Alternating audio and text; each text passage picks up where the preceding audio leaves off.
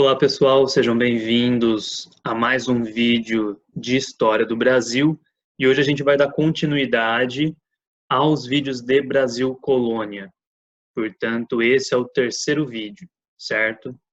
Hoje a gente vai tratar principalmente do século XVIII, com foco ali em Minas Gerais. Vamos falar um pouco do período pombalino, um pouquinho dos números da escravidão e por fim a gente vai fazer alguns exercícios juntos, tudo bem? Então vamos lá. Minas Gerais no século XVIII. A população, como vocês podem ver aqui no slide, era maioria parda e negra, se somada as duas, tudo bem? E a gente vai entender, durante todo esse processo de estudo do Brasil colonial, como mesmo sendo maioria, essa população estava subjugada, estava submetida, inclusive fora do sistema econômico no quesito de compra, né, de aquisição, mas eles estavam na base do sistema econômico porque eram a principal mão de obra. Vamos dar sequência aqui. Após o encontro do ouro pelas expedições dos bandeirantes, houve um grande deslocamento populacional para a região. Então, no século XVIII, finalmente, os portugueses encontram aqui no Brasil aquilo que eles queriam desde o início, que eram as minas de metais preciosos. Nesse caso, principalmente, o ouro. Então, eles conseguem, muito tempo depois, encontrar onde está essa fonte, aonde que está todo esse ouro. E é daí que vem, então, o nome das Minas Gerais, né? Hoje um estado brasileiro, e ali vai começar a exploração desse ouro. Vai ser uma exploração contínua, tudo bem?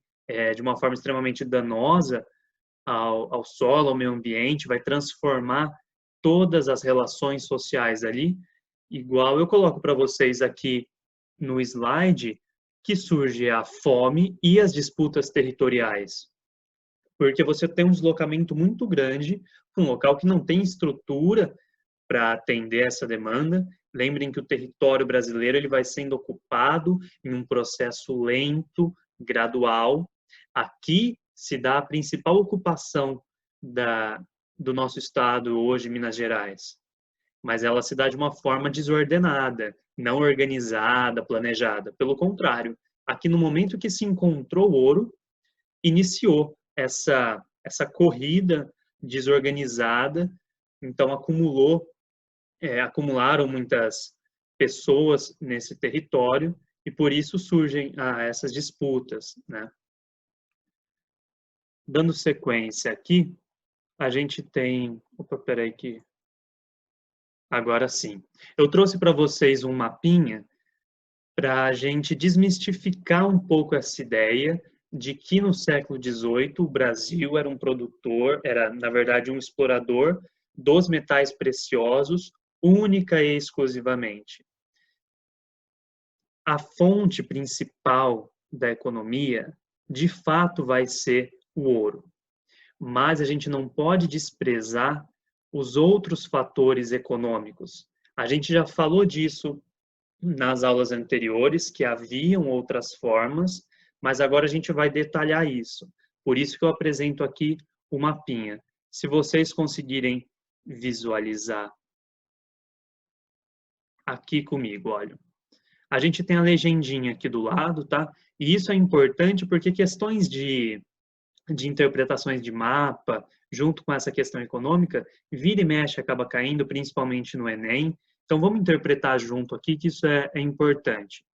Aqui a gente sempre tem a legenda, né? Que nos diz o que cada cor representa aqui no mapa. Os principais fatores econômicos. Pecuária está representado pelo roxinho claro aqui na imagem. Veja que sempre seguem, né, os rios em torno, é sempre um fator importante. O Araguaia, o São Francisco, que nasce em Minas Gerais, morre lá no Nordeste, olha só como cruza um grande pedaço do território. Ou seja, é importante a hidrografia. A gente entender a hidrografia brasileira ajuda também a resolver algumas questões, porque a pecuária precisa desse abastecimento da água para se desenvolver. Por isso que vocês veem essa área em roxo, sempre próximo aos rios. A mineração, que é o nosso principal assunto aqui, vai se dar bem na região central do Brasil. A maior parte do que hoje eu falei é o nosso estado de Minas Gerais. A cana-de-açúcar permanece desde aquele início, lembrem da colonização após 1530, 31, que a gente tratou nas aulas anteriores. A exploração da cana-de-açúcar não começa no litoral brasileiro, e é ali que ela vai permanecer. No século XVIII, então, uma boa parte do nosso litoral brasileiro vai ser ocupado ainda pela produção, pelo plantio da cana-de-açúcar. Lembrando que o Brasil não refinava a cana, tudo bem? As drogas do sertão, que a gente citou então numa aula anterior, em uma boa parte da região amazônica, a grande parte de floresta, uma região de difícil chegada, difícil acesso, a fronteira do que é o Brasil hoje, aqui na região amazônica, no Acre, vai ser uma questão totalmente conflituosa com os nossos países vizinhos, né? E vai se dando ao decorrer da nossa história, não é com a nossa independência ou com a chegada dos portugueses aqui. E, por fim, uma área de ocorrência do pau-brasil, que a gente tem aqui do lado direito do nosso mapa. O que eu quis mostrar para vocês, então, a gente tem essa diversidade na produção, mas o século XVIII é muito voltado para a questão da produção, da retirada do minério, do ouro do nosso solo. Agora, quais eram os limites da fiscalização portuguesa aqui no Brasil? Porque a gente está dentro do nosso sistema colonial, não é mesmo? A metrópole explorando aqui a colônia, a gente dentro daquele pacto em que só comercializamos com a nossa metrópole, compramos e vendemos produtos para eles. Como é que se dá essa fiscalização portuguesa? Sigam aqui no slide, olha. O controle português sobre o ouro descoberto se deu a partir da imposição de um imposto chamado de quinta parte. Sabe aquela expressãozinha muito corriqueira de quinto dos infernos? Então, é aqui que tem origem, porque esse imposto era o quê? A quinta parte daquele ouro que era extraído, ou seja, 1/5, tudo bem? 1/5 de todo aquele ouro deveria ser enviado para Portugal. Era o pagamento de um tributo, de um imposto para a coroa portuguesa, perdão. Então é daí que vem essa expressão, porque esse quinto, essa parte de imposto, era extremamente mal vista pela população, né? Era uma taxação. Para evitar a sonegação, foram criadas as casas de fundição. O que eram essas casas de fundição? Bom, o ouro que era extraído deveria passar por essa casa para ele ser fundido, né? Aquele processo de derreter o ouro. E eles iam criar, então, as barrinhas de ouro, como vocês podem ver na ilustração aqui, com o símbolo da coroa portuguesa e os números, letras e códigos para identificar a qualidade daquele ouro, o peso daquela barrinha, e o selo vinha, então, para legitimar, para dizer que aquele ouro poderia entrar em circulação, era um ouro legalizado, tudo bem?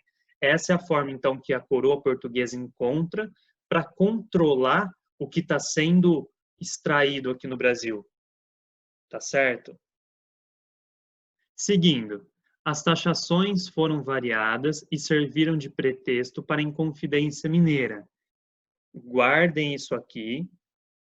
A Inconfidência Mineira vai ser um assunto que vai ser tratado na próxima videoaula, que vai ser uma videoaula só sobre as revoltas nativistas, as revoltas coloniais, tudo bem?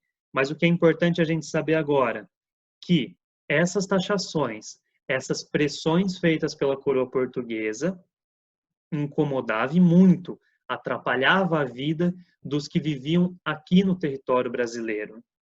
E é evidente que motins vão ser criados, revoltas contra essas taxações, contra esse peso que a coroa portuguesa colocava nas costas do que residiam aqui no Brasil.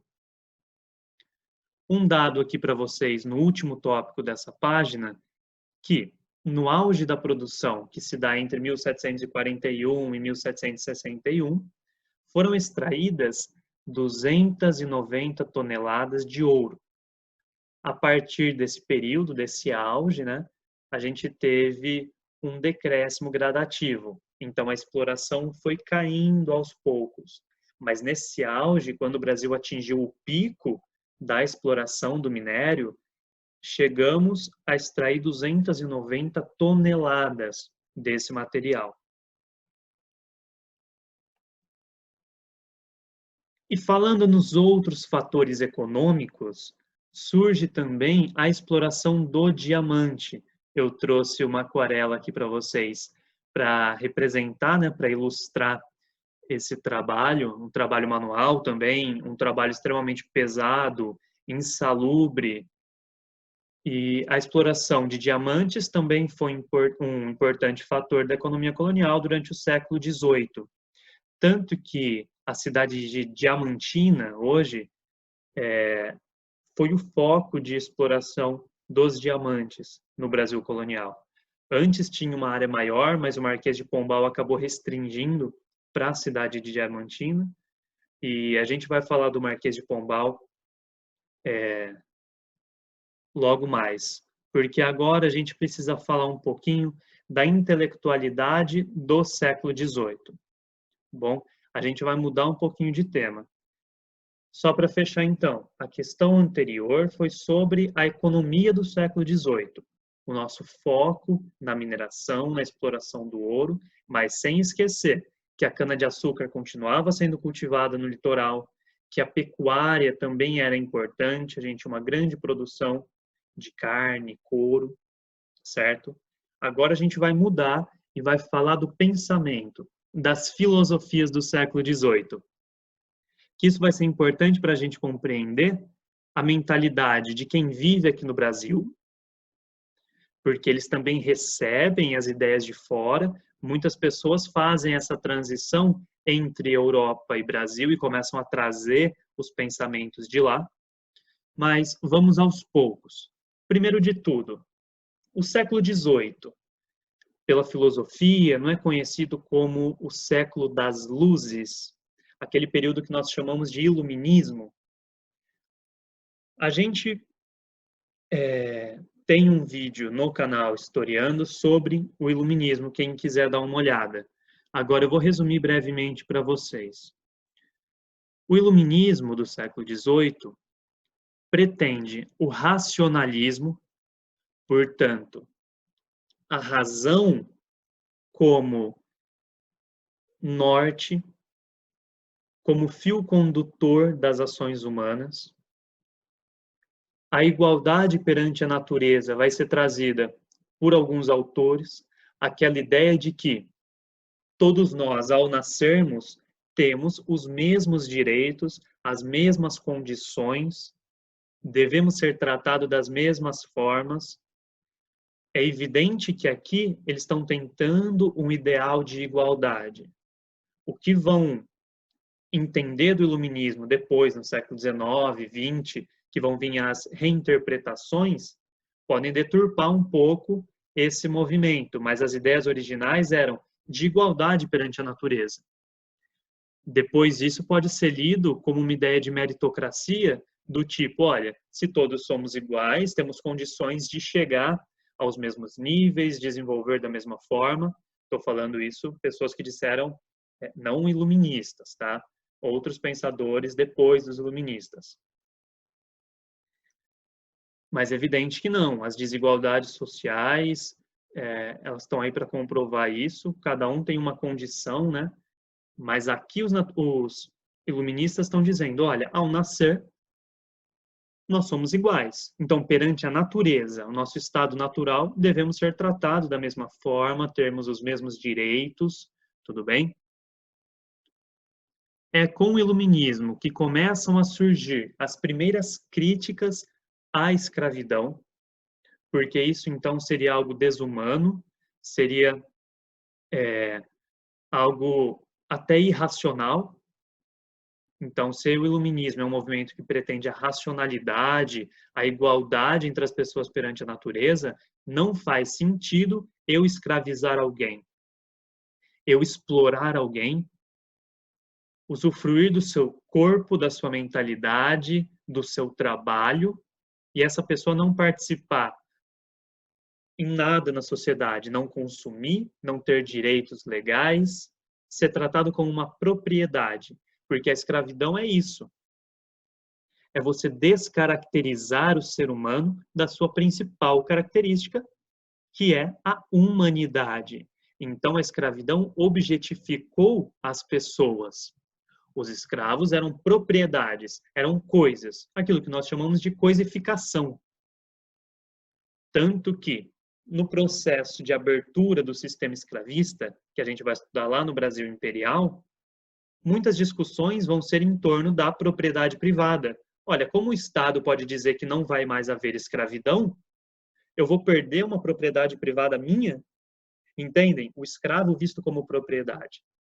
E isso, na lógica iluminista, não faz sentido. É daí que vão vir essas primeiras críticas.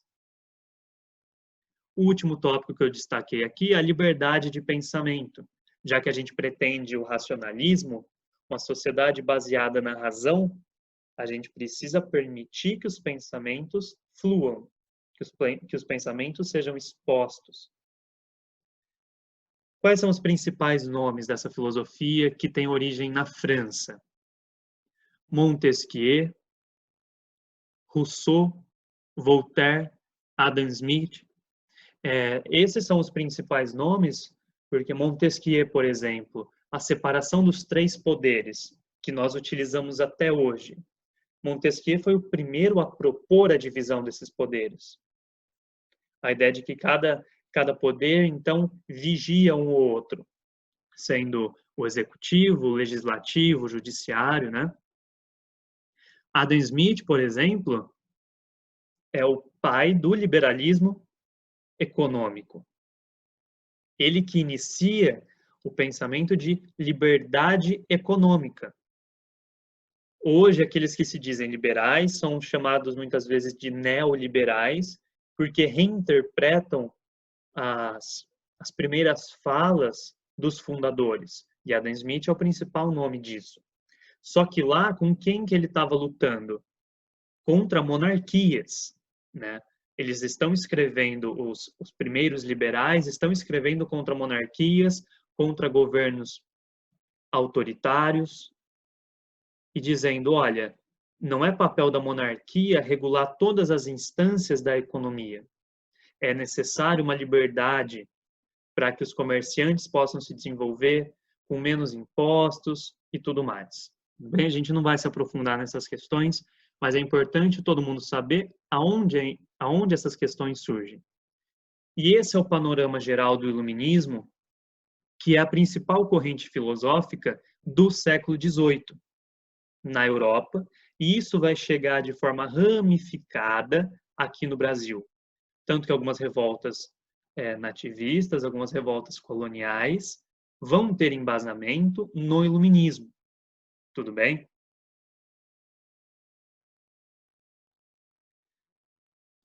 Surge então uma nova forma de governo, que é chamada de despotismo esclarecido. O que é o despotismo esclarecido? Uma aliança de princípios filosóficos e poder monárquico. Quais são esses princípios filosóficos? Evidente, o iluminismo. Então, é uma tentativa de juntar a monarquia e as ideias iluministas e criar, então, um rei que é um déspota, por isso a palavra despotismo, esclarecido. O que é esclarecido? Aquele que tem o conhecimento, aquele que é um pensador, um filósofo, que também é inteligente, que tem a clareza das coisas. Olha só essa união. O que poderia gerar isso? Os principais nomes do despotismo esclarecido é aqui Frederico II da Prússia, que foi governante entre 1740 e 1786, inclusive discípulo de Voltaire, como eu destaco aqui para vocês. tá bom? Propondo o fim da escravidão, o incentivo à criação de escolas, faculdades. Foi assim também com José II da Áustria, também com a Catarina II da Rússia. A Catarina tentou trazer para perto da realeza russa os pensadores franceses, os principais intelectuais. Então, é esse período que é chamado de despotismo esclarecido. A tentativa de juntar a monarquia com essas ideias que estão surgindo por toda a Europa, ideias esclarecidas de racionalidade, de igualdade, tudo bem? E qual que é o nosso grande exemplo? O Marquês de Pombal. Aqui embaixo está descrito o que ele foi, ó, secretário de Estado do rei, Dom José, entre 1750 e 1777. Então, o Marquês de Pombal, durante esse período, como secretário do Estado, ele vai propor algumas reformas, na mesma linha que os anteriores que a gente falou. Na Europa, as grandes reformas eram incentivo à construção de universidades, criações de cursos, anti-escravidão, a tentativa de uma abertura ao sistema escravista. E o que Pombal vai fazer? Ele vai criar a política das companhias, ou seja, criação de companhias de comércio aqui no Brasil, que na verdade eram monopólios de comércio. Então ele vai incentivar o comércio, essa transição de capital entre Brasil e Portugal na criação de companhias, como a gente já viu nas aulas anteriores.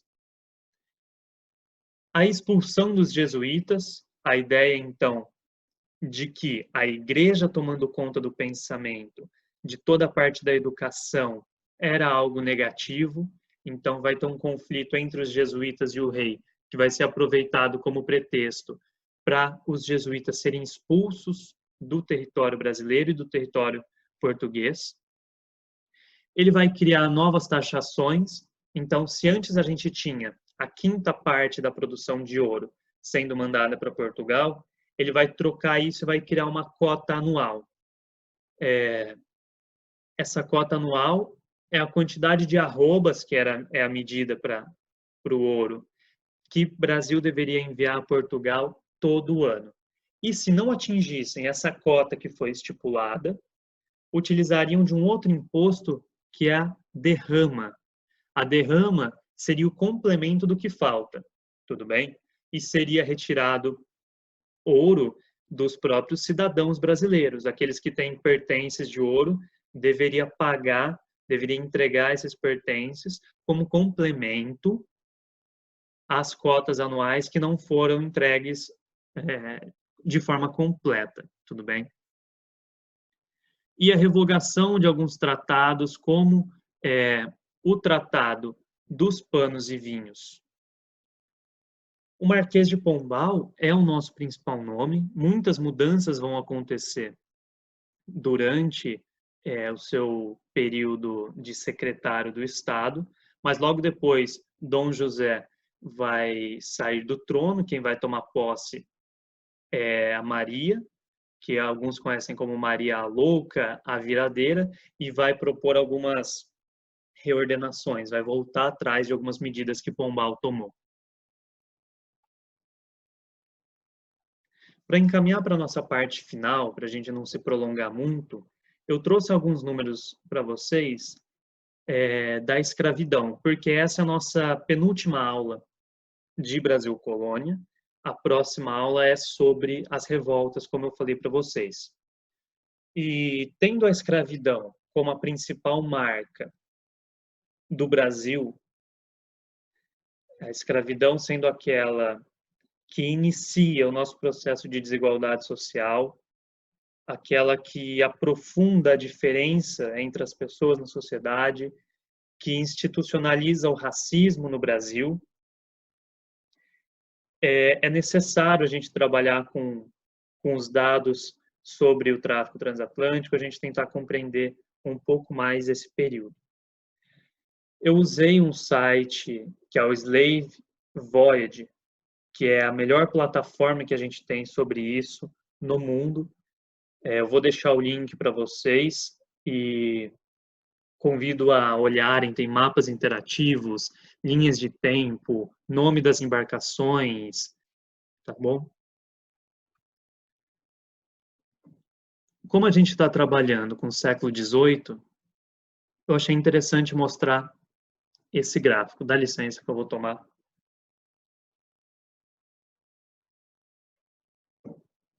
um suquinho. Outra coisa que cai muito, né, nos vestibulares, nas provas das faculdades, é a interpretação de gráficos e de tabelas. Então, eu acho fundamental trazer isso aqui para vocês.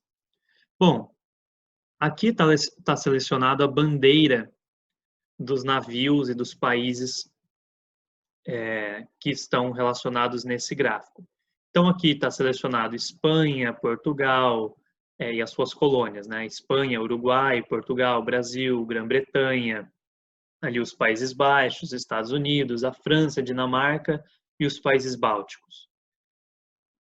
Vejam como, no século XVIII, entre 1700 e 1800, a gente passa por uma crescente. Vejam essa linha entre 1700 e 1800, como ela é crescente. O aumento do tráfego é extraordinário. Aqui a gente tem embarcados em azul claro e desembarcados em azul escuro. Por quê? Evidente que nem todos aqueles que embarcavam nos navios lá no continente africano chegavam vivos no continente americano.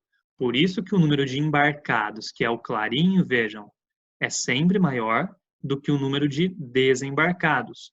Cada estudo utiliza uma porcentagem dessa variação, são muito próximas assim, mas por isso que às vezes tem alguma variaçãozinha ou outra nos números da escravidão.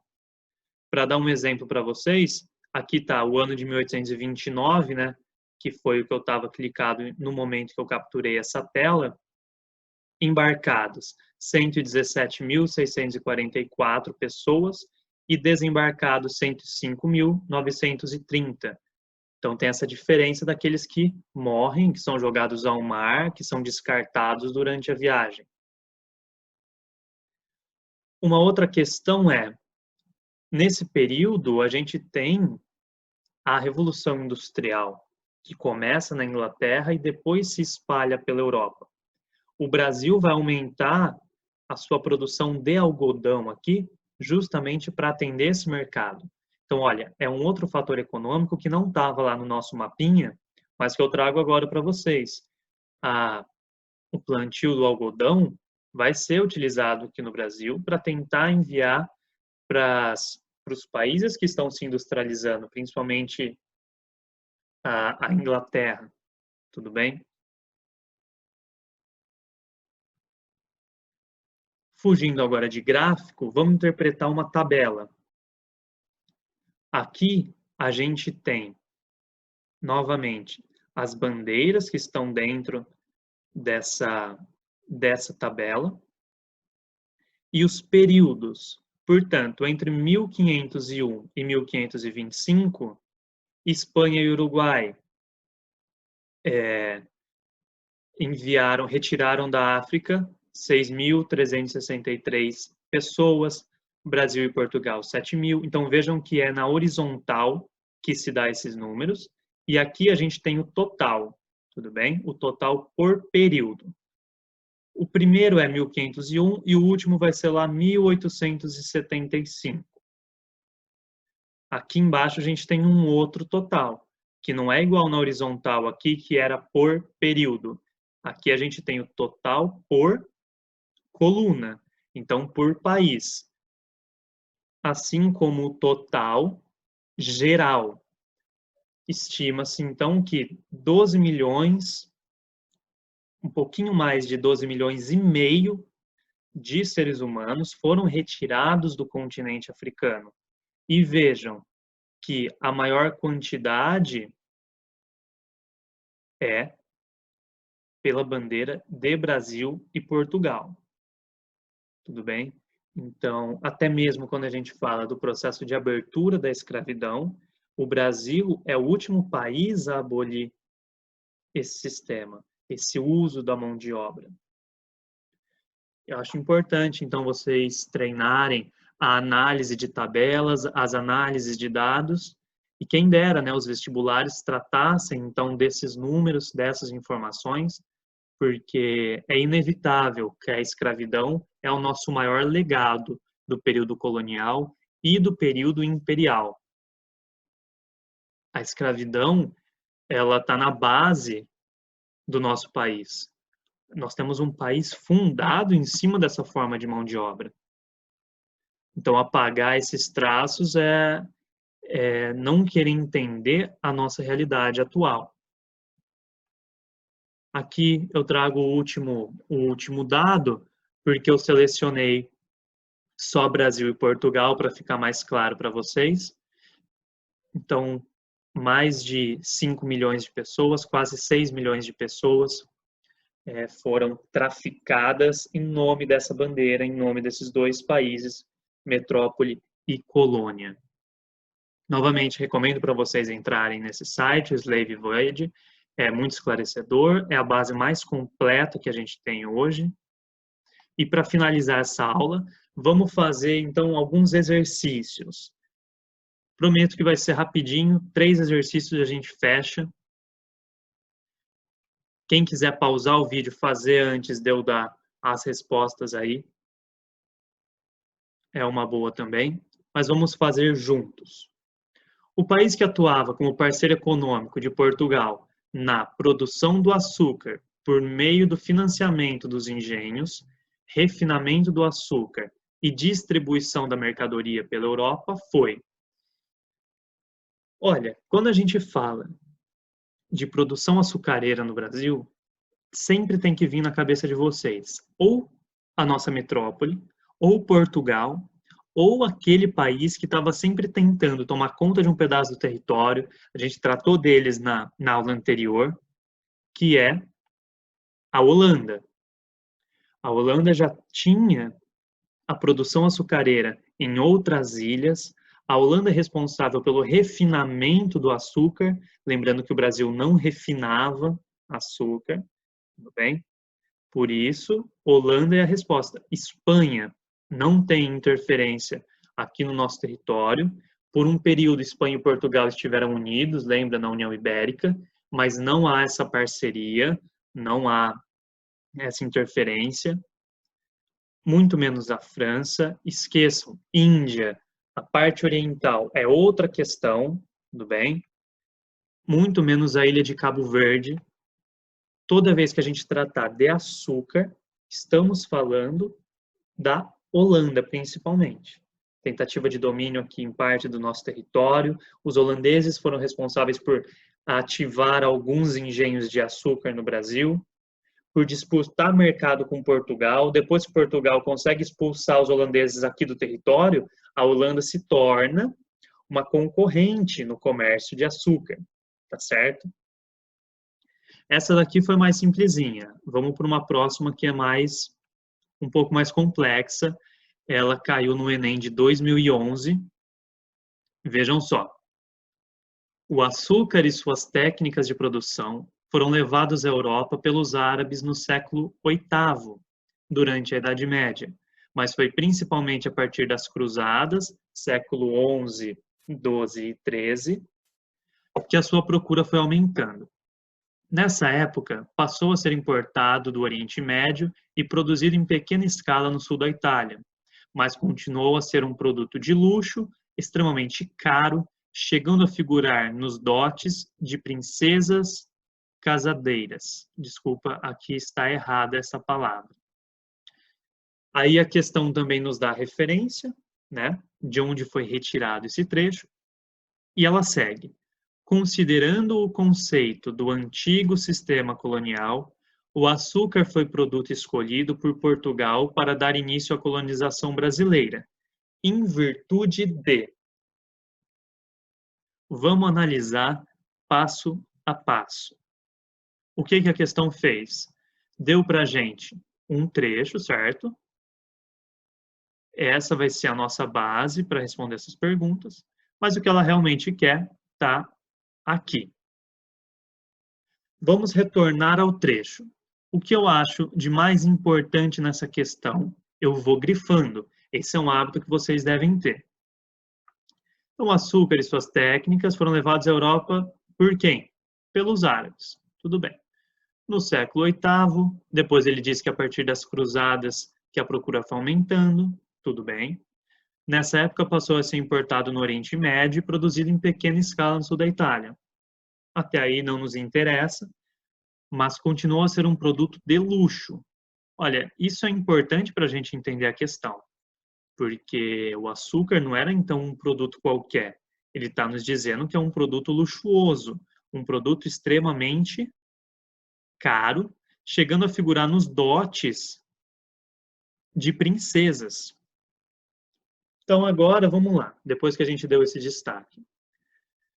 Considerando o conceito do antigo sistema colonial. Nossa, ficou horrível. O que é o antigo sistema colonial? Aquele pacto entre metrópole e colônia. Tá? Isso, na hora da sua prova, você já puxa uma setinha, já anota isso, já lembra disso. O açúcar foi o produto escolhido por Portugal para dar início à colonização brasileira. Até aí, ok, né? É a questão que que está dando isso para a gente.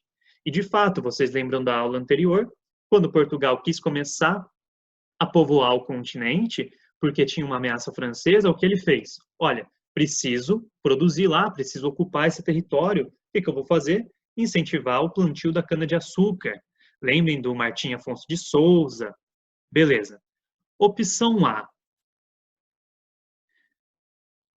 Em virtude do lucro obtido com o seu comércio ser muito vantajoso, foi por isso que Portugal quis começar com o plantio da cana-de-açúcar? Parece uma questão correta, mas não deixem de ir para as próximas questões e confirmar, porque pode ter uma questão que seja mais completa do que essa, que já parece correta, e ela sim ser a verdadeira opção. Tudo bem? Por que eu deixo essa em aberta? Porque, de fato, o lucro obtido com o seu comércio era muito vantajoso. Eu escolhi a cana. Desculpem. Eu escolhi a cana-de-açúcar, era de fato uma questão econômica. Se a gente voltar para o textinho, então, fala que era um produto caro, um produto luxuoso, então Portugal poderia lucrar com isso.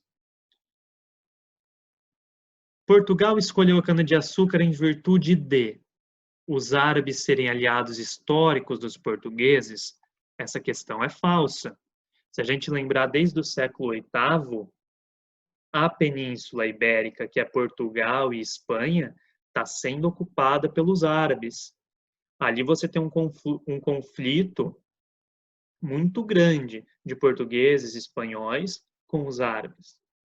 Só vão conseguir, a partir das guerras de reconquista, expulsar completamente os árabes da península no ano de 1492, no finalzinho do século XV. Então, não pode ser essa opção. Em virtude de a mão de obra necessária para o cultivo ser insuficiente, ora, por que Portugal ia escolher um produto que ele não tem mão de obra suficiente para produzir? Essa opção aqui me parece a mais esdrúxula, é aquela que você descarta de cara. Opção D, porque as feitorias africanas facilitavam a comercialização desse produto. Olha, você tem as feitorias são postos de comércio que você tem, seja nas Índias, na África, mas o açúcar não ia para a África. Ali não era o local de troca. O açúcar ia para a Europa. Por isso que essa questão aqui está equivocada. Perdão. E por último, O Brasil escolheu então o açúcar para começar em virtude de os nativos da América dominarem uma técnica de cultivo semelhante? Errado também. Por quê? A gente sabe que a introdução da cana-de-açúcar no Brasil foi de uma forma imposta. Não se apropriaram de nenhum conhecimento dos povos que aqui habitavam. Tanto que os povos que aqui habitavam não tinham uma produção em larga escala. A maioria das tribos, das etnias, utilizavam uma produção de subsistência, ou seja, eu produzo para o próprio consumo da sociedade que a produziu, tá bom? Não em larga escala, como era a intenção de Portugal. Por isso que também é uma questão errada, então a única que pode ser é a opção A. Portugal escolheu isso porque o lucro obtido com o comércio pode ser muito vantajoso. Certo? Complicando mais um pouquinho, a nossa última questão é uma questão da Unesp de 2017 e eu vou me colocar. Não tem um lugar que eu não atrapalhe, então eu vou ficar aqui por enquanto. Vamos lá. Deixa eu pegar o meu lapisinho, porque eu já vou riscando essa questão, que é o jeito que vocês devem fazer. Deixa eu ver se ele está funcionando. Não, não, não, não. Eu dei um spoiler. Vamos lá. Em meados do século, o negócio dos metais não ocuparia senão o terço, ou bem menos, da população.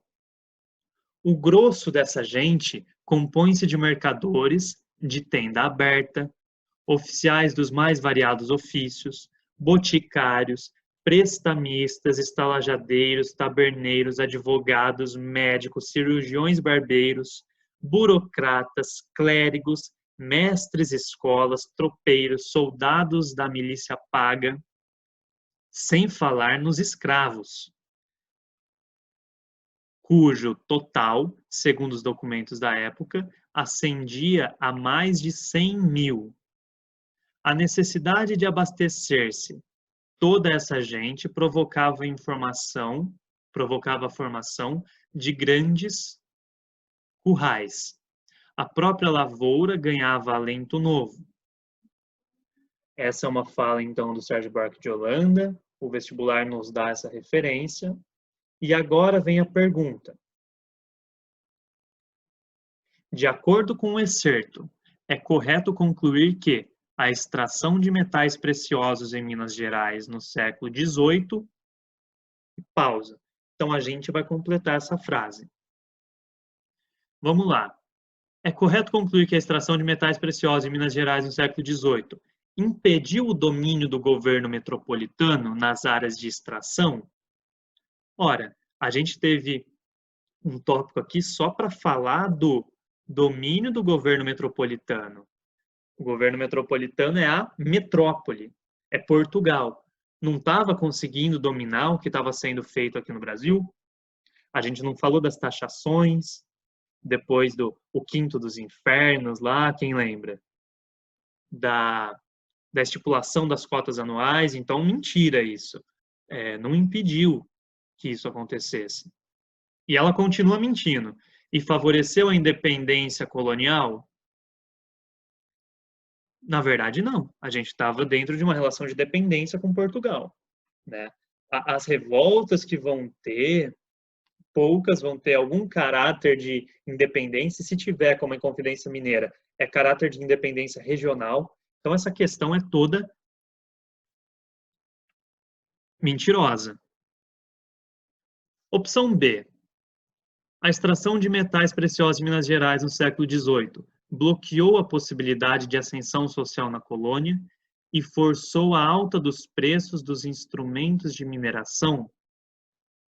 Na verdade, você tinha uma possibilidade de ascensão social por aqueles que participavam desse ciclo do ouro aqui na colônia, tá certo? Foi uma forma de enriquecimento, mas isso não é a regra, é evidente, mas é uma possibilidade. Então, Isso aqui está completamente errado. Que bloqueou a possibilidade, pelo contrário. Não que a possibilidade fosse gigantesca, mas era uma possibilidade. E forçou a alta dos preços dos instrumentos de mineração. Na verdade, o Brasil não tem produção desses produtos, né? Isso é sempre vindo de fora. O Brasil não tem uma produção de instrumentos industriais. Essa questão está 2 vezes errada. Opção C, provocou um processo de urbanização e articulou a economia colonial em torno da mineração. A urbanização que aconteceu, ela foi desorganizada, desordenada, mas aconteceu uma urbanização e, de fato, a exploração do ouro se tornou o principal meio econômico do período. Então, dizer que a economia colonial, que articulou a economia colonial em torno da mineração, também é uma verdade. Por isso que essa questão é marcada como correta, tudo bem? Conferindo as de baixo, porque a gente sempre deixa em aberto, né? Que já... Outro spoiler. Extinguiu a economia colonial agroexportadora e incorporou a população litorânea economicamente ativa.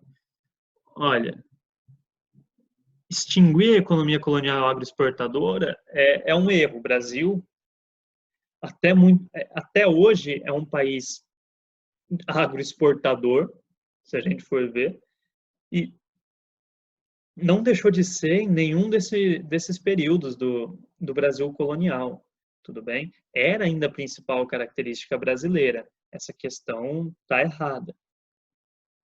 E a última, restringiu a divisão da sociedade em senhores e escravos e limitou a diversidade cultural da colônia? Na verdade, não. Você tem outras divisões que não seja senhor e escravo. Aí, retornemos ao texto. O texto dá a resposta dessa aí, se você ficar sem dúvida. Olha quantos exemplos a questão te dá de outras categorias. A boticários, prestamistas, a estalajadeiros, taberneiros, advogados, médicos. Ou seja, no começo você pode achar que a questão só estava querendo te cansar, e é uma opção, mas ela está eliminando as outras, está eliminando, por exemplo, a E. Está te dando essa resposta. Tudo bem? Pessoal, com esses últimos 3 exercícios, eu finalizo essa aula. Espero que tenha sido proveitosa para vocês. Desculpem as minhas confusões com essas tecnologias, porque eu não sou um jovem muito apto, mas eu estou melhorando aos poucos. E fiquem à vontade aí para dar opiniões, para a gente conversar, discutir, questionar e até mesmo criticar. Espero que vocês consigam fazer os estudos. Estou aqui para ajudar vocês. Então, um abraço a todos e todas e obrigado mais uma vez.